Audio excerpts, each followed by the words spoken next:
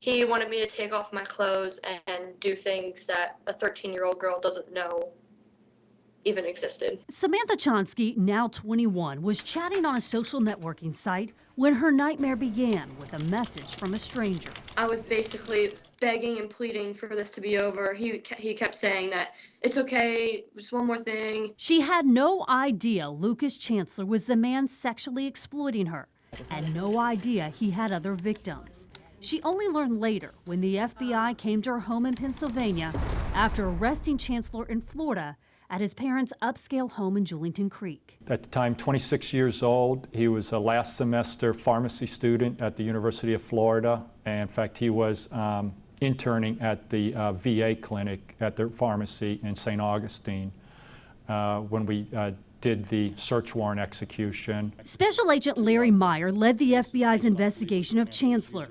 He remembers vividly the day in 2010 when agents raided Chancellor's apartment above his parents' garage. We looked at the file structure of his computer, and there was just file after file after file. And like I say, the end count was approximately 350 different folders of young girls that he had victimized over the years. Meyer says Chancellor's computer contained about 80,000 images and videos of child pornography. The vast majority of them orchestrated by Chancellor. He had basically a list of 26 different poses for a total 41 different images, each step more sexually graphic, which he demanded of his victims to keep him from posting these pictures online. And for many of his victims, if they did not comply, he did just that. The victims, all girls ranging in age from 12 to 16, according to Meyer. The FBI has identified 109 victims in 26 states, plus Canada and the UK.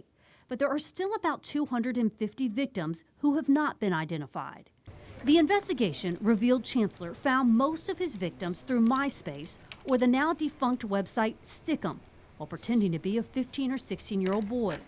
During the course of what appeared to be hormonal teen flirting, he would, for example, convince a girl to send a topless photo to him.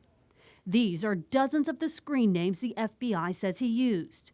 Chat logs show some of the girls he groomed. Others, like Chonsky, he threatened almost immediately. He demanded that if I didn't do these things, that he would expose me and basically ruin my life. And as a 13-year-old, I didn't know whether that was he. Well, he did make it clear that he would send what he had of me to all of my friends, but he also made me fear that he was going to come find me because my location was on my MySpace page. Chonsky says she contemplated suicide many times. She came face to face with Chancellor last year when she spoke at his sentencing hearing in Jacksonville.